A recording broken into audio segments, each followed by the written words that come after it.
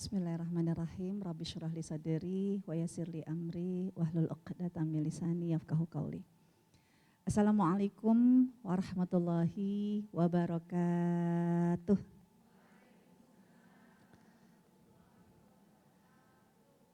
Alhamdulillah wassalatu ala Rasulillah wala haula wala quwata illa billah amma ba'du. Asyhadu an la ilaha illallah wahdahu la syarikalah wa asyhadu anna Muhammadan abduhu wa rasuluhu la nabiyya ba'dah.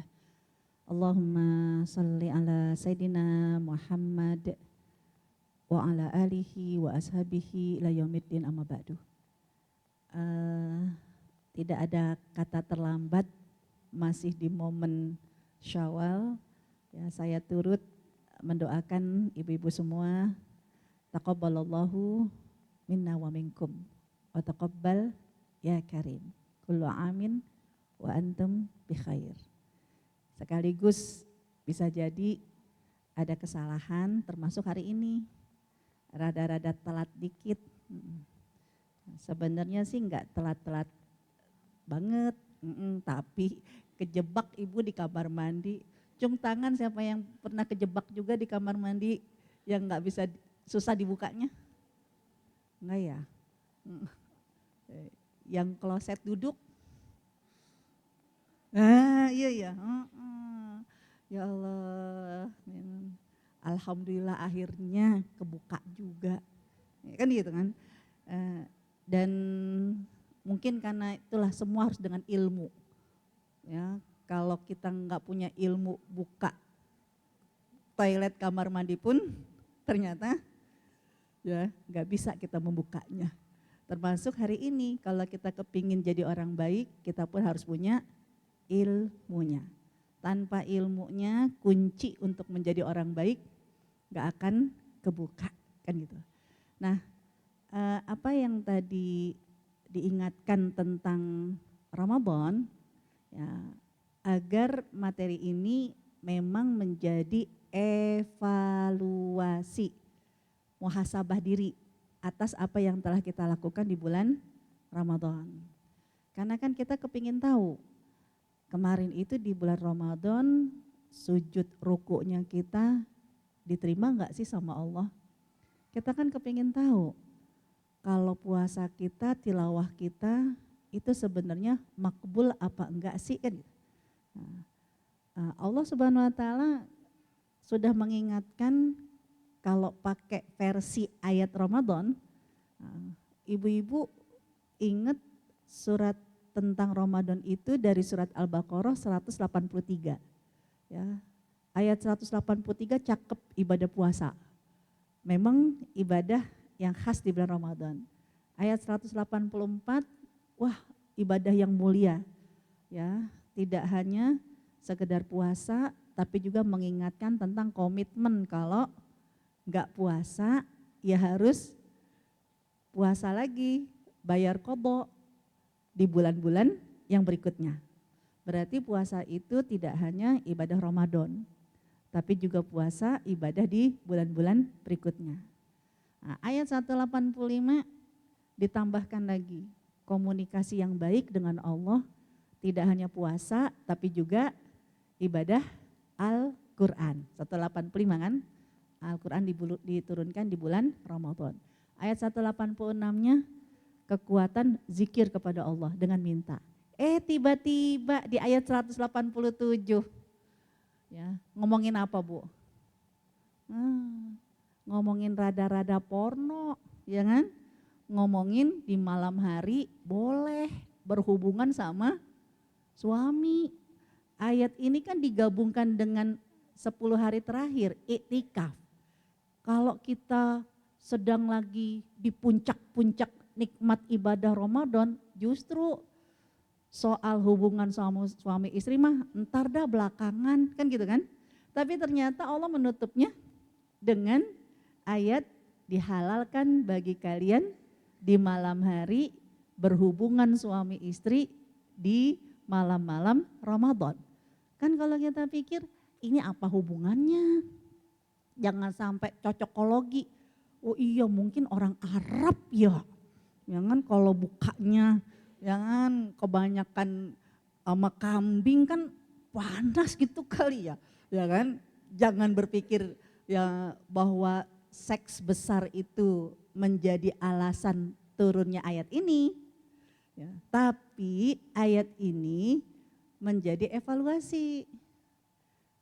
Jangan ngaku kamu jadi orang baik kalau cuman ngandelin sholat doang. Karena setiap orang kalau lagi sholat pasti perbuatannya baik-baik. Coba kalau lagi nggak sholat, ya orang tua kita ditunggingin, kira-kira sopan nggak? Astagfirullahaladzim, kurang ajar gitu kan? Ya kan? Tapi kalau orang lagi sholat, walaupun di belakangnya itu orang yang lebih tua dari kita, ya kita ruku itu kan nungging, kita sujud itu nungging. Ya orang tua di belakang kita marah nggak? Enggak, lagi sholat, kan gitu kan? Jangan lihat kesolihan seseorang itu ketika dia lagi sholat. Orang lagi sholat mah baik-baik aja. Jangan lihat kesolehan seseorang itu ketika di masjid. Di masjid mah semuanya baik-baik aja. Apakah sholat kamu, puasa kamu, tilawah kamu itu benar-benar diterima sama Allah? Allah mengukurnya dengan lihat di ayat 187 gimana posisi kamu ketika kamu di rumah. Kan gitu. Karena hubungan suami istri di masjid apa di rumah? Ya gila lah di masjid kan gitu kan. Ya pasti di rumah. Jadi Allah menyuruh setelah alimnya kamu di masjid dengan tilawah kamu, dengan sujud kamu. Ngefek atau tidak ngefek Allah terima tergantung.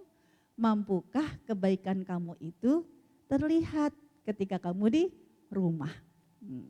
Ya, bahkan di ayat ini di rumah itu bagaimana barometernya kamu menjadi orang yang sholat, puasa, ibadahnya itu diterima makbulan. Mampukah kita berkarakter seperti hunna libasul lakum wa antum libasul lahunna. Seperti pakaian. Kan kalau pakaian itu ya untuk menutupi yang ya tidak baik, ya menutupi aib. Begitupun mampukah kita berkarakter ya menutupi kekurangan orang lain. Pakaian itu juga kan memberikan kecantikan. Mampukah kita di rumah apapun kondisi kekurangan suami jangan pernah menampakkan aib-aibnya di depan orang lain, kan gitu. Nah, itu bulan Ramadan.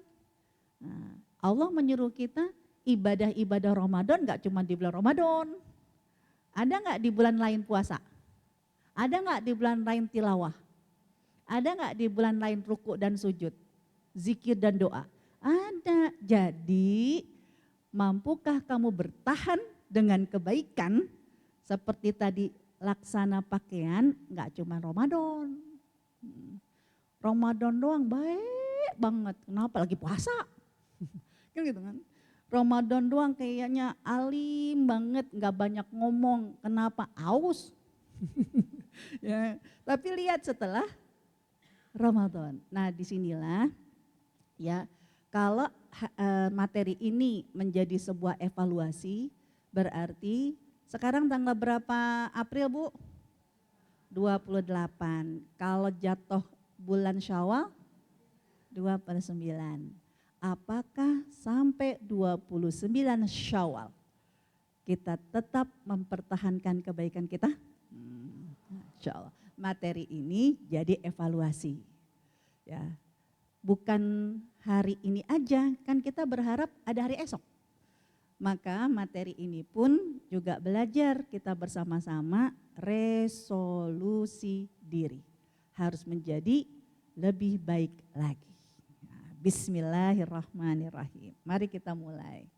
Nah, sampai Allah itu memberikan contoh kalau kamu memang bertahan dengan kebaikan, menjadi orang baik, surat Ibrahim. Jadi surat yang ke-14, ayat yang ke-24. Diibaratkan laksana pohon. Pohon yang gimana? Pohon mah banyak. Ya. Allah berfirman, A'udzubillahi minasyaitonirrajim, alam tara kaifa daraballahu mathalan kalimatan thayyibah. Ya. Kalimat yang baik itu kalau berupa kalimat. Orang yang baik kalau kita kepingin barometernya adalah ya kita. Ya. Seperti apakah? Nah, dia akan ya asluha tabitun. Akarnya itu akan menancap ke bumi. Jadi kalau pohon itu disebut pohon yang baik, pohon yang sehat, akarnya menancap ke bumi. Karena kalau kayak toge, cuma nancepnya di kapas, kan sama anak-anak kan gitu. Toge itu makin tinggi, yang terjadi gimana? Kenapa? Karena akarnya nggak kuat. Itu kalau pohon. Kalau kita, pondasi kita yang kuat itulah al-iman, akidah. Hubungan kita juga sama Allah. Berarti sholat kita, puasa kita, tilawah kita, zikir doa kita harus seperti akar sebuah pohon. Jelup, nancep ke bawah. Hubungan kita dengan Allah kalau diibaratkan seperti akar, akar kelihatan enggak? Enggak. Nah, Allah menginginkan hubungan kamu dengan Allah yang tidak terlihat, jangan sampai cuman Allah aja yang tahu sujud, ruku, tilawah kamu baik-baik. Allah enggak mau. Ya. Orang baik-baik hubungannya sama Allah, maka bisa jadi Allah akan perlihatkan untuk dipandang oleh banyak orang. Seperti pohon. Ya, kalau pohon yang baik akarnya itu tabitun, jelup ke bumi. Tapi wafar'uha, cabangnya tinggi sampai tingginya bagaimana Bu? Fis sama menjulang ke langit. Berarti tinggi doang apa tinggi banget? Tinggi banget, ya kan? Semua orang bisa memandangnya. Jangan harap orang itu bisa dipandang oleh semua orang, dia mampu bertahan kalau akarnya nggak kuat. Kalau akarnya nggak kuat, hubungannya dia sama Allah nggak kuat, begitu dilihat sama orang, dipandang sama orang, bisa chaos. Seperti Korun. Wah, Korun itu dipandang. Apakah harta yang dibawa sama Korun adalah harta hasil korupsi? Enggak. Harta yang dibawa sama Korun harta dari mana? Ya memang usahanya Korun, jerih payahnya Korun. Membuat orang banyak cemburu.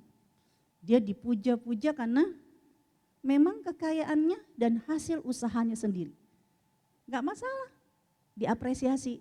Tapi Korun itu tidak kuat di ya akar kekuatan ibadahnya akidahnya sama Allah. Maka begitu dipuji sama orang, ya lupa tumbang, gak cuma tumbang, ditelan sama bumi. Gara-gara Korun sombong. Ketika semua orang memujinya, apa kata Korun?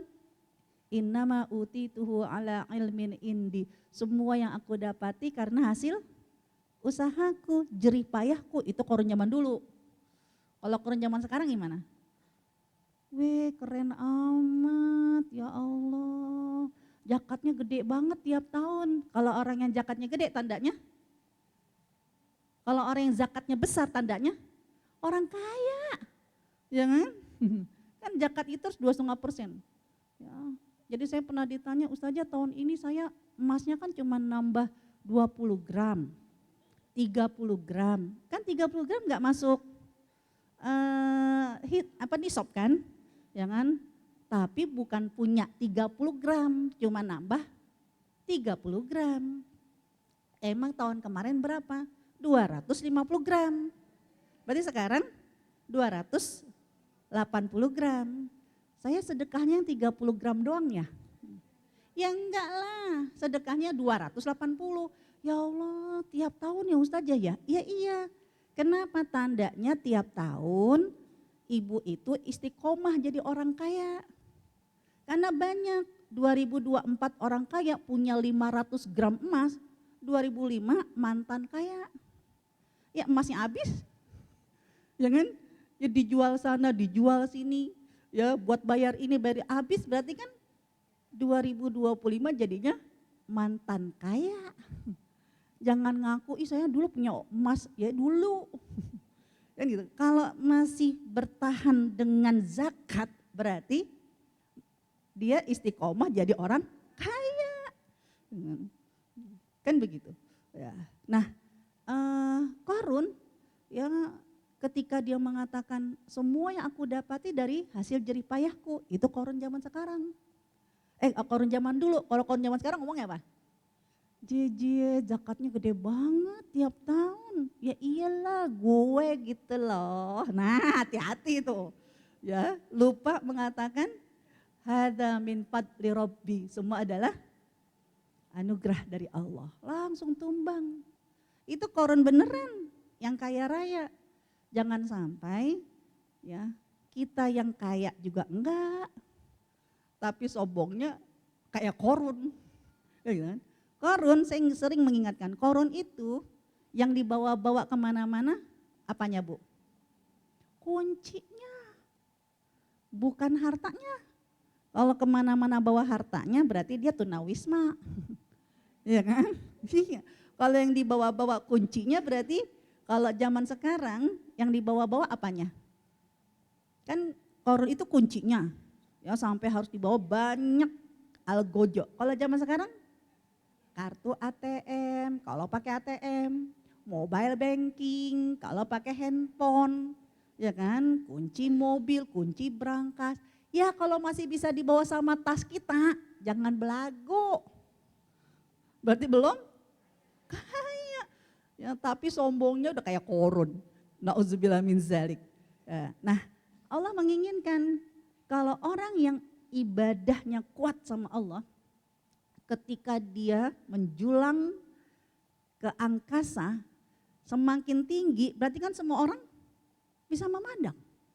Ya, orang hanya bisa memandang, belum tentu bisa menyentuhnya.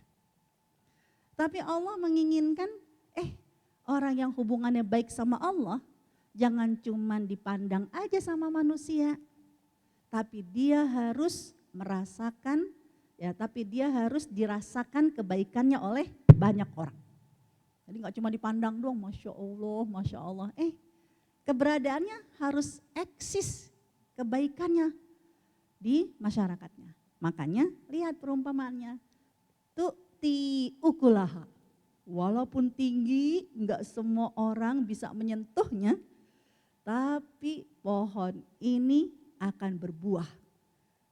Berbuahnya nggak kayak pisang. Pisang itu kalau udah berbuah gimana? Mati. Tapi berbuahnya kullahin, tiap masa, bukan musiman. Tiap tiap tahun, tiap masa. Bi'idni rabbiha, atas izin Allah. Nah saya mau tanya, Ibu ngebayangin ilustrasi pohon kayak begini, pohon apa? Karena pohon kelapa ini itu kata saya. Karena saya kagak tahu pohon yang lain. Kalau orang Arab itu menggambarkannya pohon kurma. Ya kan? Pohon kurma kan berdiri. Ya. Itu kalau orang Arab. Karena di Arab itu enggak ada pohon kelapa. Nyari santan aja susah. Ya kan? Ya, jadi kalau kita sepakat ini adalah pohon kelapa, ya kan? Nah, berarti sekali lagi ini bukan penafsiran dari tafsir manapun juga. Ini adalah pemahaman jalan lain. Jadi bukan tafsir jalan lain. Ini tafsir jalan lain. Ini hikmah yang kita ambil. Kenapa kita diminta kokoh seperti pohon kelapa. Lihat. Pohon kelapa. Ya, dia disebut sebagai pohon yang kuat. Filosofis dari gambaran surat Ibrahim. Kenapa? Karena pohon kelapa itu kuat. Ditempa angin bagaimanapun juga, dia kan cuman ya pohon langsing. Gak kayak beringin, pohon gendut, ya kan? Ini kan pohon, jangan langsing. Ya, tapi ternyata pohon kelapa ini diterpa angin laut itu kan kuat, kenceng. Ya, dia ditempa angin, angin malam, angin siang, tetap bertahan. Tapi hakikatnya dia tidak hanya bertahan untuk dirinya. Keberadaan kelapa kenapa ditancapkan oleh Allah di pantai-pantai? Karena kelapa yang kuat menahan angin pada hakikatnya untuk melindungi daratan. Kan gitu kan? Saya mengibaratkan ilustrasi ini, ya Allah, itulah perempuan. Ya. Perempuan itu kalau udah kuat, ya, dia akan bisa memberikan ketahanan untuk keluarganya. Tapi kalau perempuannya ya ngeluh melulu, marah-marah melulu, ya ngomel-ngomel melulu, bisa jadi suami yang tadinya anteng pun ikut bergejolak, kan gitu kan? Dan keberadaan pohon kelapa di tepi pantai tidak hanya menunjukkan kekuatannya, tapi dia keberadaannya melindungi daratan. Posisi kita juga seperti itu, ketahanan dalam rumah tangga, suami dan anak tergantung kita. Hubungan kita sama Allah kuat, ya, dan Allah akan meninggikan posisi kita, martabat kita. Kenapa? Karena di belakang seorang perempuan, angin yang menempa membuat banyak goncangan dalam rumah tangga nggak akan ngefek kalau perempuan menjadi garda terdepan. Kemudian pohon kelapa itu, begitu saya searching,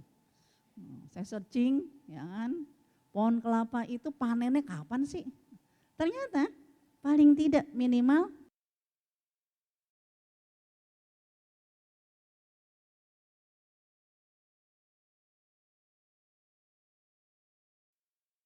bulan. Apalagi sekarang kelapa lagi mahal, 2 kali lipat, ya kan? Ada yang sampai harga 30.000, tapi nggak membuat pohon kelapa belagu, ya kan? Itu kan permainan pasar manusia, ya kan?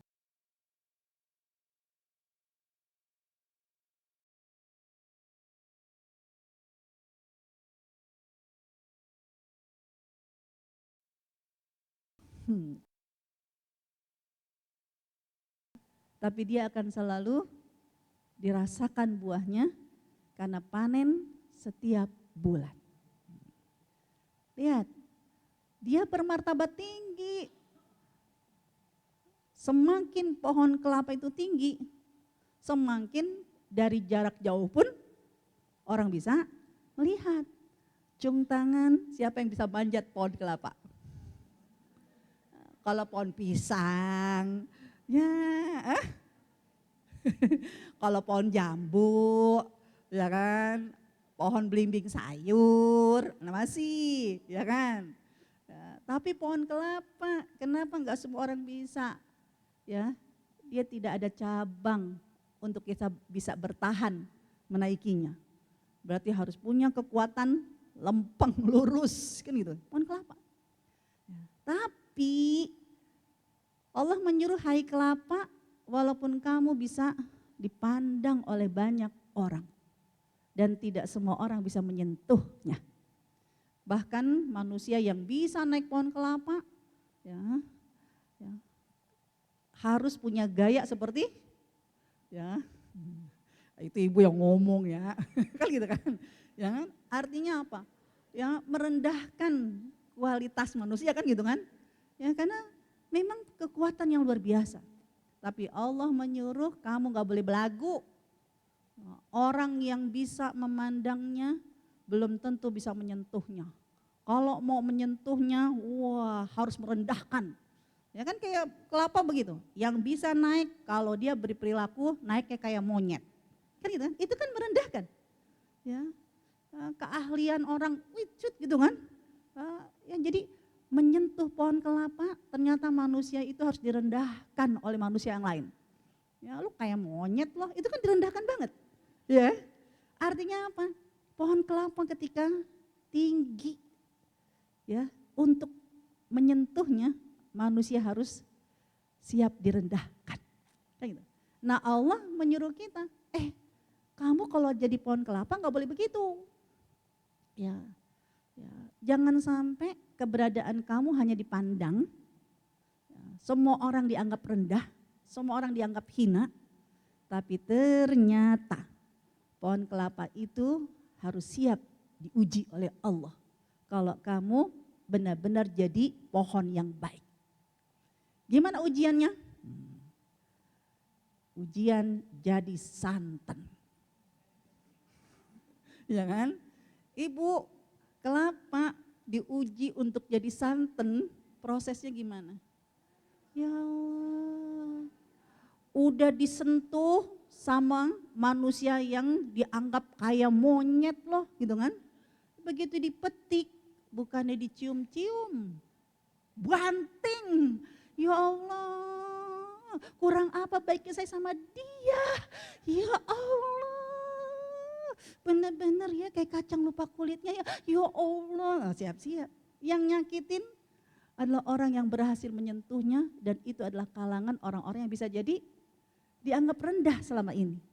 Tapi dialah yang mampu membanting itu pohon kelapa. Ya kan?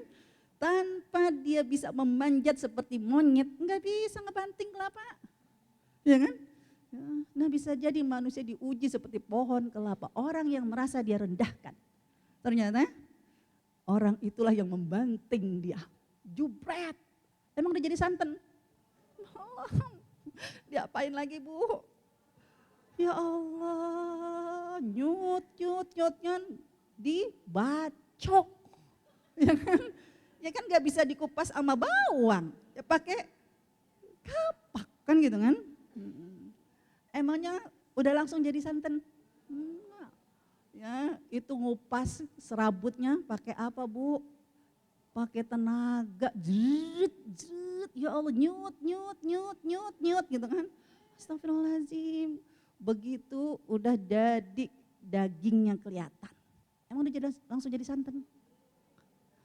Kalau kepingin lebih bersih, permintaannya lebih apik, dikerok. Ya Allah. Tapi ada juga nggak usah lah Bang, ya kan mau cepet ya, mau instan, langsung ya berarti nggak usah dikerik, nggak usah dikerok. Ya, tapi mau jadi santan diapain Bu? Diparut. Ada, ini hati udah tercabik-cabik. Ya Allah, ya Allah, ya Allah. Gitu kan. Emang kelar? Udah jadi parutan diapain lagi Bu? Ya nggak langsung dimasak. Kalau dimasak mah jadi serundeng. Ya kan? Belum tentu semua orang doyan. Ya, tapi diperes. Diperesnya sampai bis selingkar perut.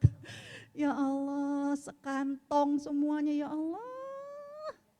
Ya begitu udah jadi santan, siap untuk dinikmati. Dimasukkan bumbu rendang. Datanglah sang pendatang baru, sapi dagingnya, ya kan? Ya, sapi tulangnya, sampai kambing jeroannya. Ya, pendatang baru kan? Ya, begitu udah jadi, emang disebut-sebut itu santan. Yang disebut jadi menu, jadi nama menu. Siapa Bu? Gulai kambing, ya kan? Rendang telur, opor ayam, padahal sapi, kambing, sejeroan-jeroan kamu itu akan dibuang sama orang tanpa santan, kan gitu kan? Ada kalanya seperti itu. Ya Allah, ya Allah lupa apa ya Allah, siapa yang membuat anak saya sukses ya Allah. Kenapa begitu anak saya sukses kok lupa sama ibunya ya Allah, ingat santan. Ya kan? Nah, bagaimana ketika Allah menyuruh kita, inilah kelapa. Kenapa diibaratkan dalam surat Ibrahim, orang yang kuat, kokoh, itu seperti pohon kelapa, kalau versi kita. Sekarang mari kita lihat. Sedangkan kita bukan pohon kelapa, Walaupun ngebayangin jadi kelapa aja ya Allah ya kan. Kelapa yang jelas-jelas dibacok, kita yang nyut-nyutan. Ya, itu pohon kelapa. Nah Allah menyuruh kita, kamu itu manusia. Berarti kalau kamu kepingin menjadi manusia yang kokoh, manusia yang kuat, kamu harus mengetahui bagaimana penciptaan kamu. Karena kalau kelapa memang diciptakan seperti itu. Ya, dia siap dengan fitrahnya, siap dengan sunatullahnya. Nah kamu juga harus siap. Ya, yaitu lihat, misi penciptaan kita pada hakikatnya sama seperti pohon kelapa. Membawa misi kebermanfaatan. Sebaik-baik kamu adalah yang paling bermanfaat. Nafi'un li ghairi. Nah, kayak apa itu? Lihat. Dalam surat Adz-Dzariyat ayat 56, ya, Allah menyebutkan, ini loh peringatan bahwa Allah menciptakan kita dalam rangka apa, Bu? Ibadah. Emang dikira ibadah kamu itu nguntungin Allah, bikin Allah jadi kaya? Tidak, sampai disindir sama Allah. Ma uridu minhum min rizq. Aku tidak menghendaki rezeki dari manusia. Allah jadi tersanjung ketika semua orang menyembah Allah. Enggak. Ya, tapi Allah hanya ingin melihat siapa manusia yang mau dipercaya, ingat dengan misi penciptaannya, yaitu ibadah. Ibadahnya kayak apa? Dari surat Al-Hajj ayat ke-77 dan 78, dari dulu yang namanya ibadah, kebermanfaatan kamu akan bisa dirasakan oleh orang lain asalkan kamu punya kekuatan dulu hubungan sama Allah. Makanya diminta wa'budullaha ya ayyuhalladzina amanu irka'u wasjudu, hai orang beriman, rukuk dulu kamu sama Allah. Sujud dulu kamu sama Allah. Ibadah dulu kamu kepada Allah. Baru nanti kebermanfaatan kamu sebagai bentuk ibadah kamu dengan manusia, waf'alul khaira, yaitu kamu berbuat kebaikan. Barulah kamu jadi orang yang beruntung. Allah menyuruh kita, kamu itu manusia, makhluk sosial. Berarti dengan siapa kita perlu menebar kebaikan. Lihat dalam surat An-Nisa ayat ke-36. Pondasi kamu sekali lagi, kamu gak bisa memberikan manfaat untuk orang lain kalau kamu tidak kuat dulu hubungannya sama Allah. Tetap wa'budullaha wa la tusyriku bihi syai'a. Kuatkan dulu hubungan kamu dengan Allah sebagai akar yang menancap ke bumi. Baru setelah itu eksis kamu berbuat baik dengan siapa? Orang yang terdekat dengan kamu. Wabil walidaini, kedua orang tua. Kemudian karib kerabat, wadil kurba. Siapa lagi? Anak yatim. Mau anak yatim itu tahu budi atau anak yatim itu kayak kacang lupa kulitnya? Enggak ngefek. Ya.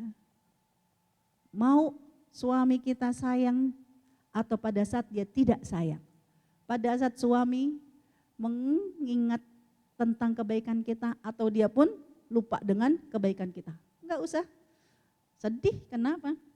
Karena kita berbuat baik bukan karena suami. Tapi kita berbuat baik karena Tuhannya suami. Dia boleh menyakiti aku. Dia boleh membuat aku sedih. Tapi Tuhannya selalu mengatakan kepada aku, la tahzan. Jangan kamu sedih. La takhaf. Jangan kamu takut. Kan gitu. Ini kekuatan nancep ke bumi. Jangan berpikir, ya iyalah ustazah. Ini adalah hal yang Allah berikan kesempatan kepada siapapun juga. Karena Tuhannya Nabi Muhammad sama gak dengan Tuhan kita? Sama. Ya, semua orang bisa membuat kita sedih. Tapi Tuhan mereka selalu mengatakan dan menghibur kita. La takhaf wa la tahzan. Kan gitu. Siapa lagi? Wal miskin, wal masakin, orang miskin. Tetangga dekat yang nyebelin. ya kan? Tetangga jauh yang baik-baik, nggak boleh pilih kasih. Semua harus merasakan kebaikan kita. Minimal apa? Mereka merasa dihargai sebagai manusia. Ketika lewat, ya ditegur. Ya, jangan sampai kalau katanya orang Betawi itu kalau jalan udah kayak gedebong pisang, lempeng aja, enggak tengok kanan, tengok kiri. Termasuk anak-anak kita. Siapa lagi? Ya, wasahibi bil jambi. Siapapun kalau di profesi berarti teman semitra kita. Kalau posisi tergantung posisi kita ada di mana. Kalau lagi di pasar berarti teman seposisi kita yang ada di pasar. Kalau di kereta seroker, rombongan kereta. Itu rombongan kereta sampai bisa jadi enggak hanya dari mata turun ke hati. Jangan jadi jodoh. Tapi bisa jadi 10 tahun, 20 tahun, 30 tahun kemudian besanan. Ya kan? Ya, karena kalau ibu ngerasain kereta kerja yang pas lagi jam-jam kerja, di kereta gerbong perempuan, wah apa kata orang-orang yang baru pendatang, sadis. Ya kan? Kenapa? Semua udah ditekin. Jangan ini. Oh kenapa? Karena ya di kereta kita bertemu, di kereta kita mengikat tidak hanya ijab kabul, tapi ada arisan. Kan gitu kan?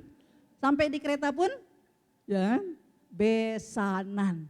Lah kan kalau orang kerja ya tiap tahun jamnya sama, kan gitu kan? Berarti ya teman di mana posisi kita, itulah teman yang juga harus merasakan kebaikan kita. Wa ma malakat ya apa? Kemudian wab bisabil, siapapun yang anak jalanan dan siapapun yang bekerja di bawah pengawasan kita. Sampai kata Allah, siapa yang tidak mampu berbuat baik dengan mereka itu, berarti kategorinya orang yang sombong. Dan Allah gak suka dengan orang yang sombong.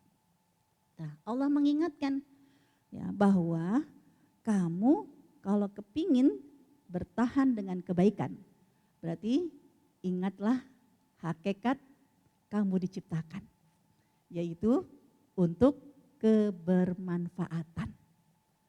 Berbuat baik tanpa pandang bulu. Tapi enggak mungkin kamu bisa berbuat baik kalau kamu tidak punya kekuatan hubungan sama Allah. Sekarang, ini juga sering hadisnya saya pakai, sampai seorang wabisoh, udah selesai ibaratnya kepengen wisuda, ya, lulus, menjadi sahabat Rasulullah, orang baik-baik. Karena kalau Rasulullah udah bilang dia orang baik, maka semua orang harus mengakui kebaikannya. Tapi apa kata Rasulullah ketika Wabisoh bertanya, ya Rasulullah sudahkah Wabisoh jadi orang baik? Tapi apa kata Rasulullah? Dengarkan aja komentar tetangga-tetangga kamu. Idza sami'tahum, kalau kamu dengar apa ucapan mereka? Qad ahsanta, kamu telah berbuat baik, berarti kamu orang baik. Tapi kalau kalian mendengar mereka mengucapkan qad asakta, kalian telah berbuat buruk, berarti kalian bukan orang baik-baik. Seperti itu. Nah, ternyata ya kita sekali lagi selama kita hidup dipercaya sama Allah, hidup kamu adalah menebar kebaikan. Gak mungkin kamu bisa menebar kebaikan kecuali akar kamu harus kuat. Lanjutkan sholat kita, puasa kita, karena itulah nanti Allah akan pantaskan kita bertahan menjadi orang baik. Lihat, karena orang itu kalau sudah kuat hubungannya sama Allah, Allah nanti yang akan membuat dia jadi istiqomah dalam kebaikan. Enggak pernah jadi mantan. Ya, karena Allah menyebutkan dalam surat Ibrahim ayat ke-27. Yuthabbitullah. Allah yang membuat orang itu kokoh, orang itu tegar. Ya, Allah yang membuat Ya, kita ini teguh dalam keimanan, teguh dalam ucapan, teguh dalam perbuatan. Itu Allah. Ya. Karena Allah yang membolak-balikan hati manusia. Jadi ya, hubungan kita kalau kuat dengan Allah, Allah yang nanti akan menganugerahkan. Bahkan lihat dalam surat Al-Anfal. Gak tanggung-tanggung kalau Allah suka dengan ibadah-ibadah kita. Gak hanya Allah hadiahkan kekuatan, kekokohan kita. Allah turunkan tentara dari langit. Berupa air. Air itu asal usulnya kan dari langit. Begitu Allah turunkan dari langit, namanya air apa, Bu? Hujan. Diserap sama bumi, namanya air mata air, air sumur. Ya kan? Akhirnya apa? Memancar keluar lalu mengalir, namanya air sungai. Kan gitu kan? Ya. Jadi kalau Allah sudah menyebutkan wa yunazzilu minas sama, Allah turunkan dari langit. Berarti itu bukan produksi manusia. Itu adalah instan dari Allah. Nah, air yang Allah turunkan dari langit sebagai tentara. Dalam hal apa? Karena fungsi air itu ada 4. Makanya nanti kenapa ya berwudu itu bisa menjadi energi. Kenapa orang lagi marah disuruh berwudu? Ya kan? Nah, kenapa orang masak diminta sunnahnya untuk berwudu? Berwudu pakai apa, Bu? Pakai air. Karena air ini fungsinya 4. Pertama, liyutahhirakum bih, mensucikan. Otak yang mulai Victor, ya, hati yang mulai kotor. Nah, itu disucikan dengan berwudu. Karena berwudu menggugurkan dosa. 1. Yang kedua apa fungsi air? Wa yudhiba ankum rijaz syaiton. Hawa-hawa panas gara-gara setan akan hilang juga dengan air. Air berwudu ya, itu membuat protektif dari nafsu-nafsunya setan. Kemudian waliyarbitu ala qulubikum. Hati yang tadinya retak tapi dengan air, apakah dengan wudu, apakah dengan minum, maka air itu yang tadinya hati yang retak bisa jadi Allah akan ikatkan. Ya, maka berwasilah dengan air nggak masalah, asalkan akidahnya kuat dulu. Jangan sampai Allah cemburu. Yang mampu menaklukkan hati adalah Allah. Tapi kamu melupakan Allah, malah menjadikan air itu mengganti Allah. Ya, menjadi jimat, kan gitu. Kan yang nggak boleh jadi jimat. Beda orang yang menjadikan wasilah dengan menjadikan jimat itu beda. Salah satu bedanya, kalau ternyata belum berhasil, nggak nyalain air, nggak nyalain doa, nggak nyalain zikir, mungkin kurang nengok ke kanan kali, enggak. Tapi kalau dia menjadikan ya ini hanyalah satu wasilah, hanya berharap kepada Allah, ya Allah tolong, Engkau tetap yang membolak-balikan hati seseorang. Ini adalah ikhtiar. Apapun hasilnya, dia tidak akan pernah komplain sama Allah. Dan dia tidak akan pernah meresepkan kepada orang, kalau saya nih ya baca ini, alhamdulillah hati saya ya saat lagi ribut sama suami, begitu saya bacain air ini dengan bacaan ini, ternyata langsung jelek. Suaminya adem, baca apaan sih? Jangan sampai jadi kesaktian. Bedanya sakti sama mukjizat. Karena kalau air yang diturunkan oleh Allah menjadi mukjizat. Yang namanya mukjizat beda dengan sakti. Di mana bedanya? Kalau mukjizat dengan niat gak? Dengan rencana gak? Harus seperti yang kita inginkan. Tidak, Nabi Musa Emangnya, hai tongkat, jadi ular. Begitu? Enggak, ya kan? Tapi banyak juga perilaku tukang sihir, tongkat yang sama jadi ular. Itu berdasarkan rencana enggak? Rencana. Jadi bedanya mukjizat dengan sakti, semua harus sesuai dengan by design kita, rencana kita. Baca ini akan begini, baca ini akan begitu. Ngeri. Ya. Makanya Rasulullah tidak pernah menjadikan apapun khusus ayat-ayat ruqyah. Kenapa banyaknya ayat ruqyah? Karena bisa jadi ngekliknya berbeda antara kita. Ada yang baca ayat kursi langsung jelek, ada yang cuma baca Al-Ikhlas, Al-Falaq, An-Nas langsung adem, itu tergantung. Jangan pernah merencanakan. Yang kedua, yang namanya mukjizat bisa enggak diwarisi? Bisa enggak ilmunya diulang lagi? Bisa enggak kemudian dipelajari? Enggak. Tapi yang namanya sakti, jadi jangan sampai, jangan, situ kok kayaknya manjur banget, iya makanya kalau lagi baca ini jangan lupa menghadap kiblat, ya menghadap kiblatnya jangan ke depan tapi ke kanan. Nah situ sih kurang kanan dikit, mungkin arah kiblatnya salah kali, kurang mencong. Nah itu berarti ada yang salah. Salahnya dalam hal apa? Sensitif, jangan sampai menyakiti Allah. Karena air hanyalah tentara Allah. Jangan pernah menggantikan Allah. Terus apalagi fungsinya?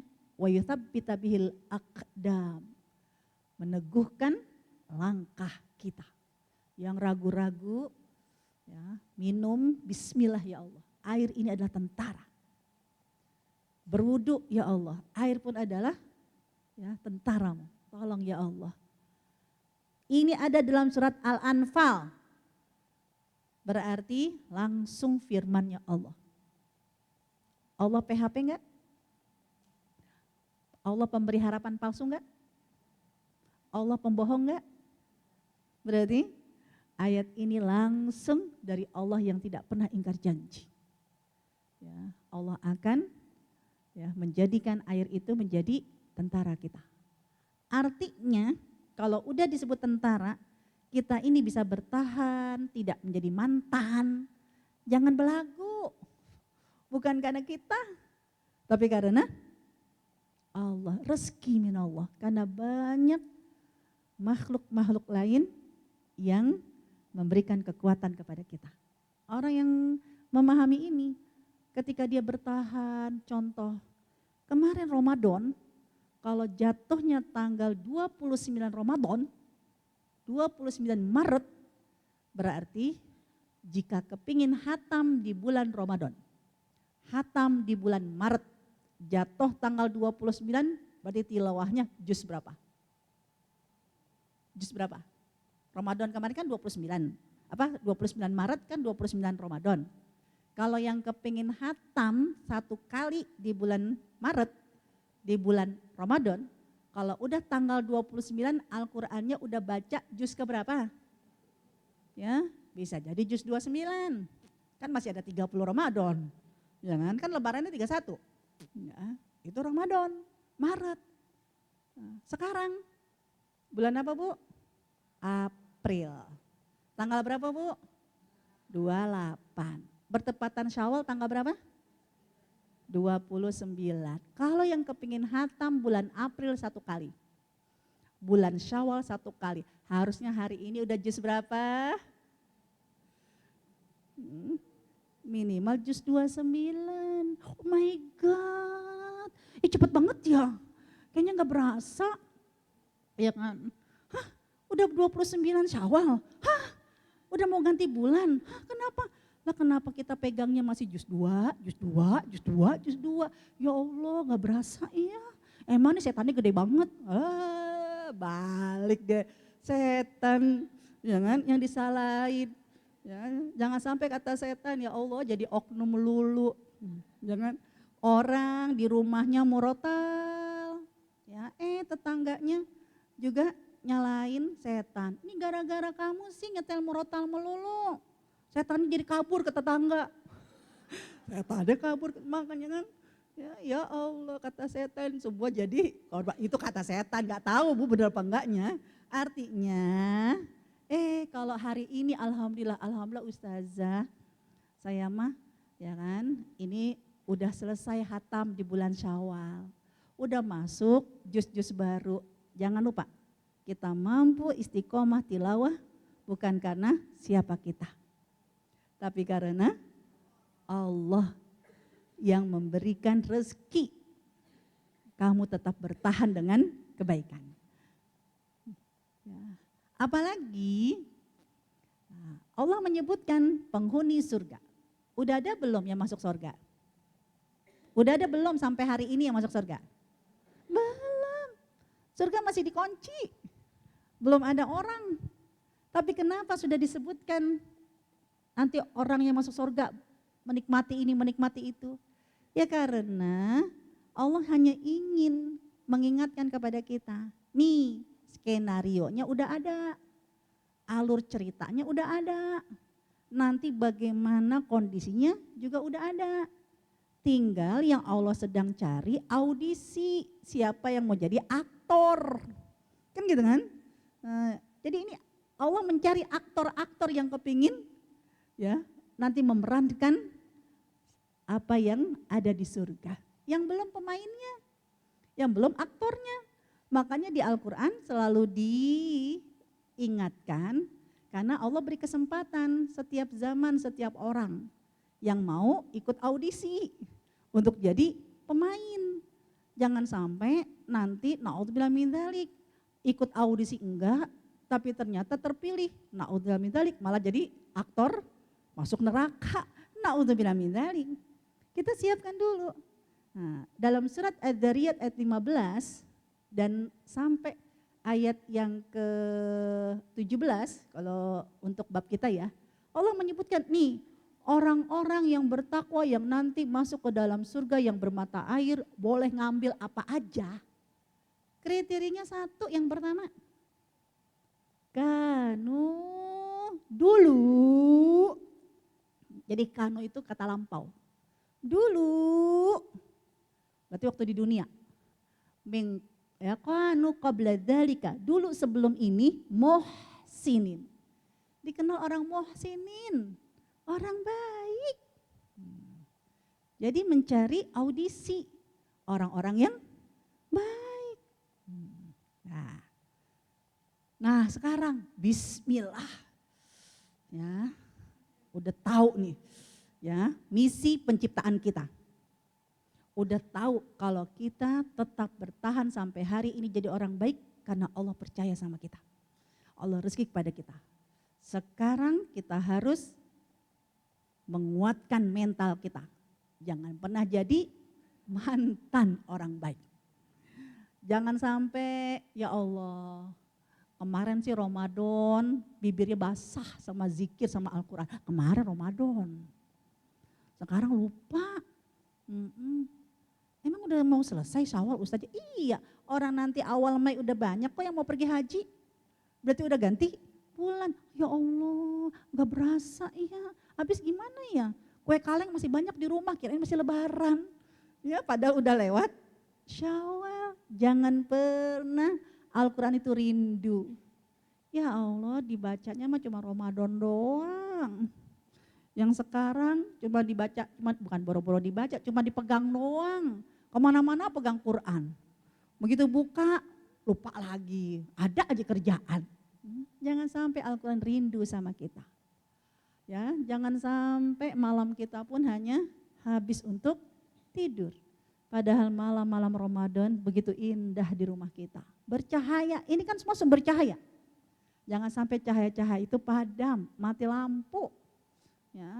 Ya kalau PLN nagih sampai 12 juta. Yang sayur lodeh di Gunung Merapi. Saya baca, ya, kan saya baca di berita kalau orang yang hiking ke salah satu gunung Merapi apa enggak salah, itu akan ada ya tempat makan yang viral. Ya kenapa? Karena sayur lodonya paling mahal. Ternyata tagihan PLN-nya mahal. Kan gitu. Artinya maksud saya, jangan sampai ya Allah, ya hiasan-hiasan malam itu hanya indah ketika di bulan Ramadan. Ya, ketika sudah lewat Ramadan, ya gelap. Ya, kalau Gunung Merapi dicabut sama PLN karena enggak bayar, ya kan? Jangan sampai malaikat mencabut cahaya di rumah kita. Kenapa? Karena ya, kita tidak ada lagi suara-suara Al-Quran, zikir istighfar ataupun sujud-sujud malam kita. Jangan pernah jadi mantan. Apalagi diingatkan oleh Allah Subhanahu wa taala, oleh Rasulullah SAW dalam hadis Bukhari. Enggak cuman kita menjaga niat awal, semangat awal.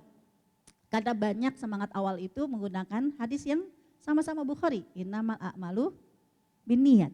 Tapi Bukhari juga mengutip satu amal yang kita tidak boleh jadi mantan. Memelihara niat baik kita, memelihara semangat awal kita. Yaitu apa kata Rasulullah dalam hadis Bukhari juga, wa innamal a'malu bil khawatim. Amal itu tergantung di akhirnya. Makanya para ulama, ya, ini bukan dari Quran, ini bukan dari hadis. Tapi doa ini menjadi doa yang sangat disukai oleh para salafus sholeh. Sampai doa ini terselip di lembaran Khatmul Quran.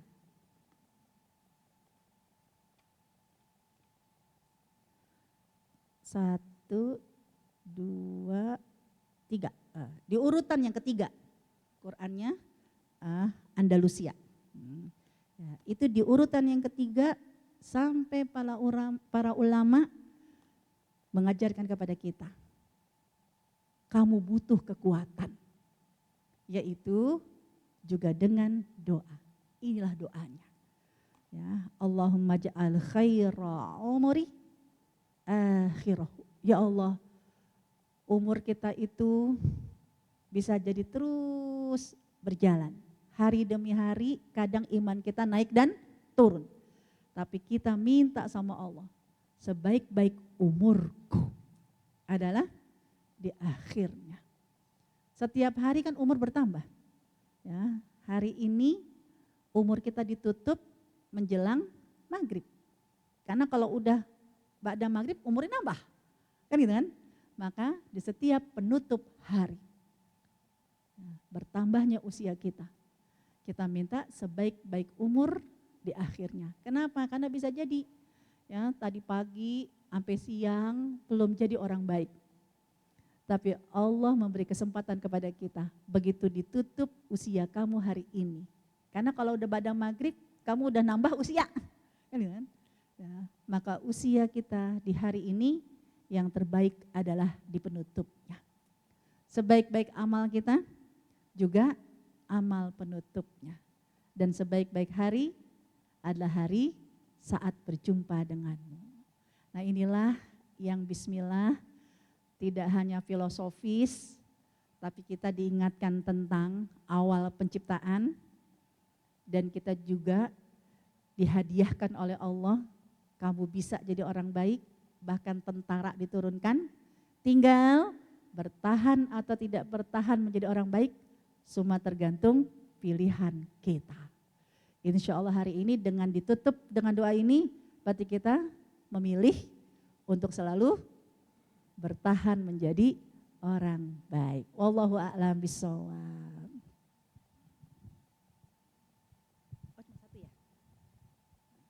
Masya Allah Ustazah ya. Kita tadi mendengar banyak sekali daging ya, Masya Allah. Banyak sekali hal-hal yang kita butuhkan. Nah untuk itu dibuka tanya jawab ya, barangkali di antara ibu-ibu ada ingin yang ditanyakan tentang bagaimana kita bisa mempertahankan kebaikan. Mangga Bu, silahkan. Mangga, Masya Allah, silahkan Bu.